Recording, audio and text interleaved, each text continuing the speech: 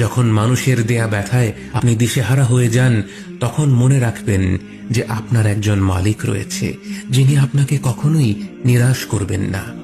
বিশেষ করে যখন আপনাকে মানুষ পরিত্যাগ করে, এবং বিশেষ করে এমন কেউ যার উপর আপনি আস্থা রাখতেন কিন্তু সে আপনাকে নিরাশ করেছে। আপনি আল্লাহর পরে তার উপরে আশা রাখতেন, অথচ সে আপনাকে লাঞ্ছিত করেছে।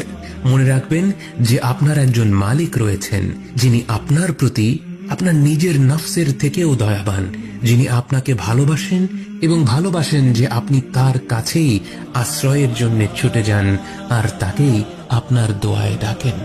যে একমাত্র আল্লাহর প্রতি দৃঢ় বিশ্বাসী আপনার জীবনের সংকীর্ণতা দূর করে প্রাচুর্য এনে দিতে পারে, অন্ধকার দূর করে আবার আলোকিত করে দিতে পারে। আপনি জেনে রাখবেন যে আল্লাহ আপনার প্রতি আপনার নিজের থেকেও বেশি দয়াবান।